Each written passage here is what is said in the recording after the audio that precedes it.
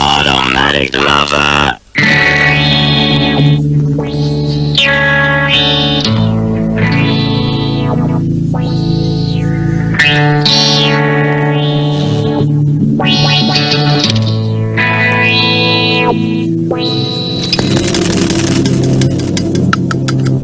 The Gigantor idea came from a couple years ago when I'd hurt my arm. I didn't really know what I was going to do with my career if I couldn't play. So I came up with the idea of possibly doing a festival and possibly being the host. And as my arm continued to heal, it became clear to me that I was going to be able to play again. I didn't choose a character from a cartoon.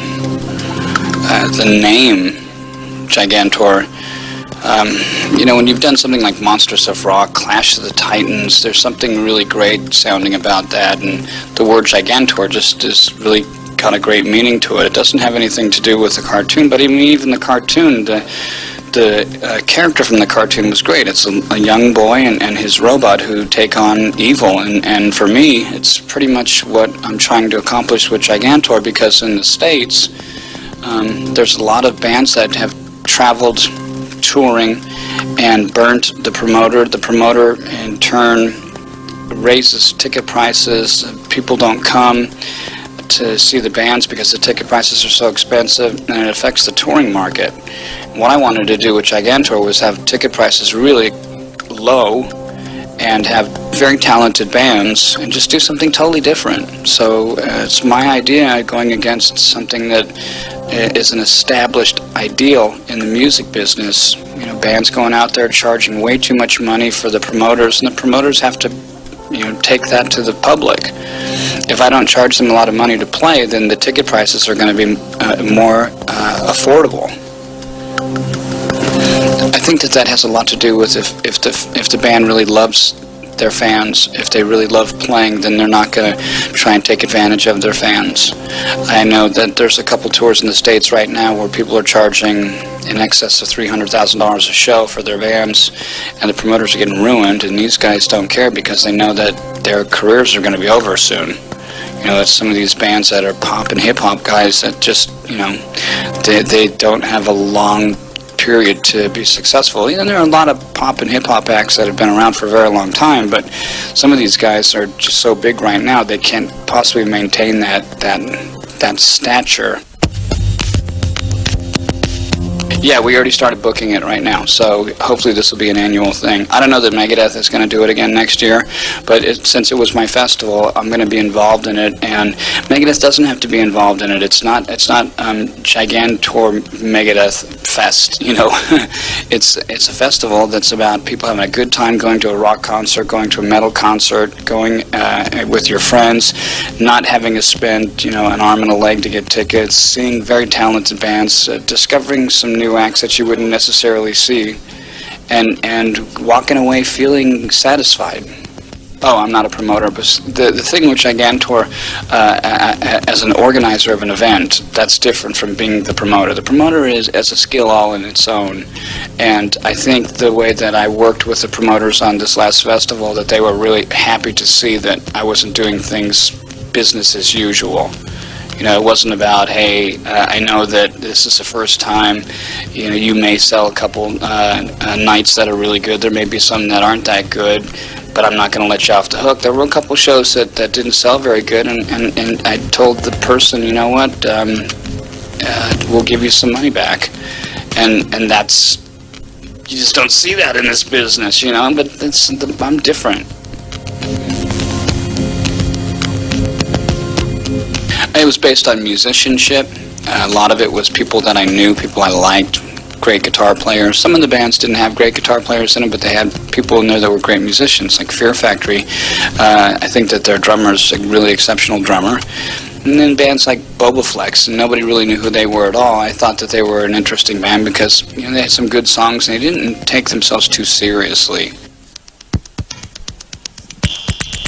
Well, the records, the very first record was not a Capitol record, nor was the last two. So that's why none of those were on this. It's a Capitol EMI release, and the selection of songs were chosen by the fans And I think that's great, because if it sucked, I could have blamed them.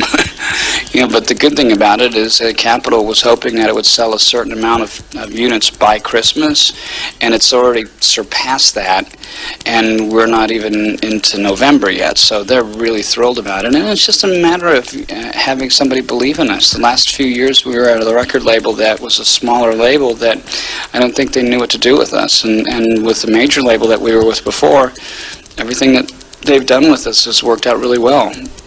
Well, I actually got involved and listened to all that stuff when I did the remastering and remixing of everything. So the Greatest Hits thing was fun for me, but again, it was something that the fans picked.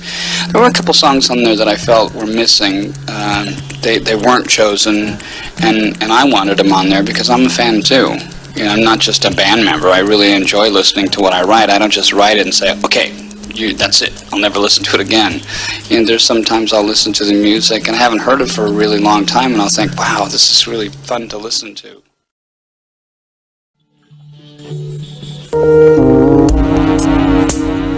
Well, it was about all the different systems, the military, the government, the medical systems, the education systems, stuff with the families, because families in the States, they're not like they are out of the country, where in a lot of different countries, families will sit down and have meals together, and they'll spend a lot of time together. We don't really do that in the States very much anymore, because everybody's on the go, running to do something. And, like when I try and get my family to all sit down for dinner, it's kind of hard, because the rest of the people in our neighborhood, with my kids who they play with, as soon as they're done eating, they're gone. So I want to find out, hey, how was your day, what's going on, this kind of stuff, like a lot of the families down here in Argentina do. It's a dynamic that people I think have forgotten. They're so set on success that you forget about the simple things like loving your family. For me, I do it every night when I'm at home. I think that, I don't want to generalize, the American dinner table, because I think that's not what I'm trying to say. But, the system has failed us about all different kinds of systems. Well, I'm not really a great singer. I sing and play together, and I think that that's kind of special for some people. But that's not really what I'm best at, singing. I think the guitar's what I'm better suited to play. And if I had to just sing, I probably wouldn't, because it's not my strength. It was scary when they said that I'd only get 80% use of my arm back again, and I'd never play. It was pretty nerve-wracking, and I didn't realize how much I identified with guitar, how much a part of me that a guitar was. So I couldn't play it anymore. I pretty much just pick whatever I want to play. We've got over 2 hours worth of material, so we got to kind of play a little bit less than what we can. We could probably play about 2.5 hours if we wanted to, but we've only got the 2 hours, so we're going to play as much as we can. I don't talk a lot on stage. I think that talking a lot on stage it's kind of, if something's wrong, and they need to fix something and you need to say something, hey, that's okay. But if you're supposed to be playing and you're sitting there talking, I don't want to hear somebody talk.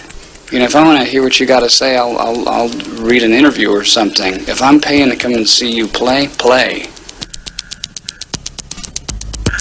The other guys do, because they know tons of different songs. I never really learned other people's stuff after I started writing my own. I know some riffs, but it's like, as soon as you get to the next part where there's a change or where the guitar solo is, hell if I know what I'm doing. So there's a lot of songs I would love to play and record for future records. For example? Well, there's some great Led Zeppelin songs that I'd like to do. There's a lot of old funk songs I think could be done really well. Because, when I did Willie Dixon's Ain't Superstitious, that was a really weird song, and to make it sound metal, you can do it. You just have to know what you need to do to accomplish that.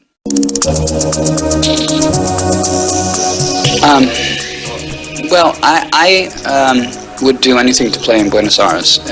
Playing on a concert with 10 other bands, I don't care. It's our show.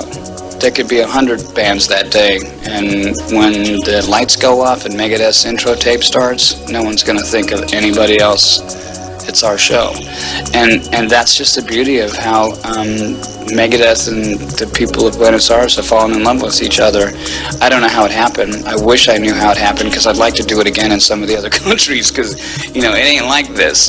Chile's really close. They're second, and it'd be really hard to think of another country that is as passionate about their music as the southern tip of South America.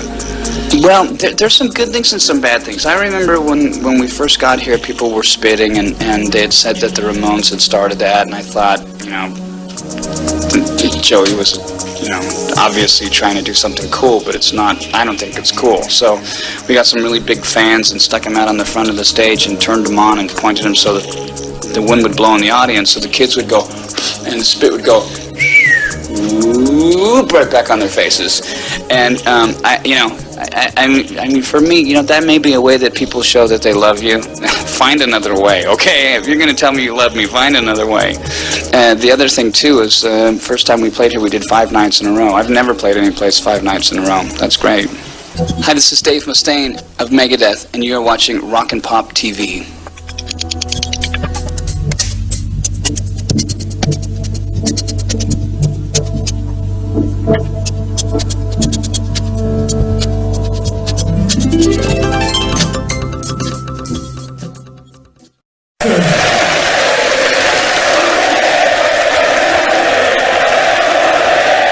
Se emocionó el público, enloqueció, y él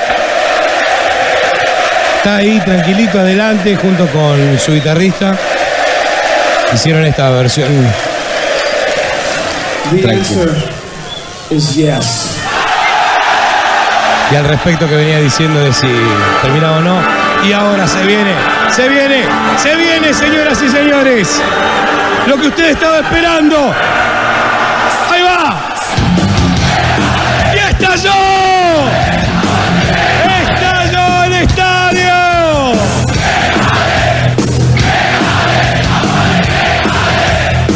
¡Impresionante! Take a model man and put him in control. Watch him become all God. Watch people take on.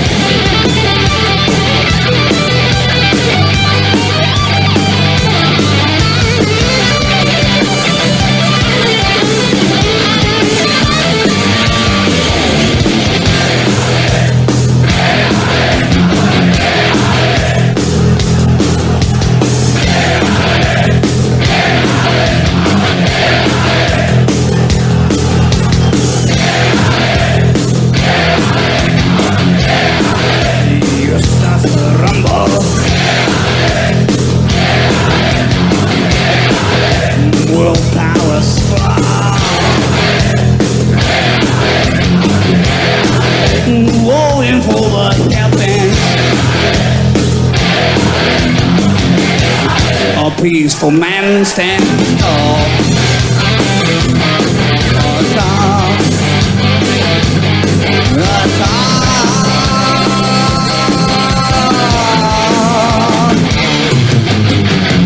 Just like firefighter, live like marionette, waiting to discriminate. Just like firefighter, live just like marionette, waiting to discriminate. Waiting to discriminate. Look at us, good.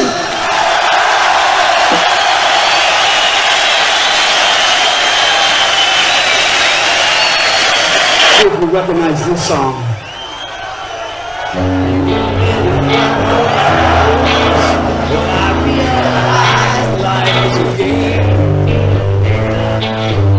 More serious to things.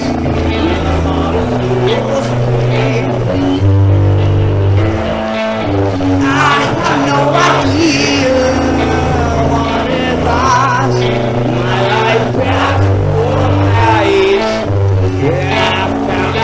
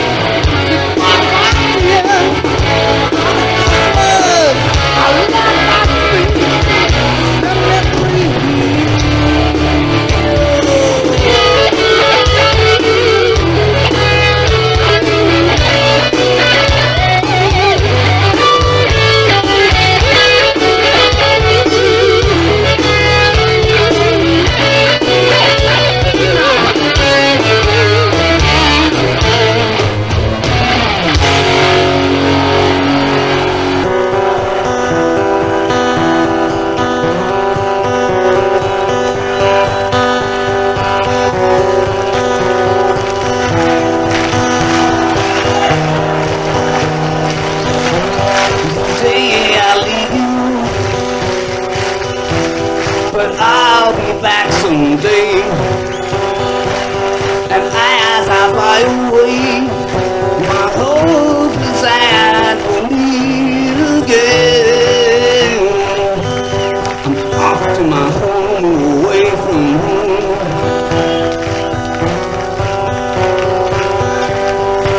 I will miss you, but I know you know I'm coming home to Argentina.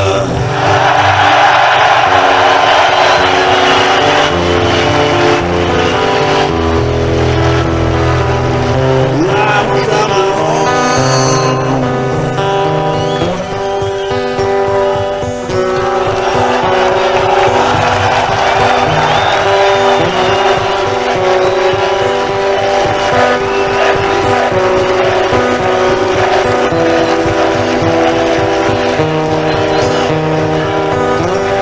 I'll take you everywhere I go.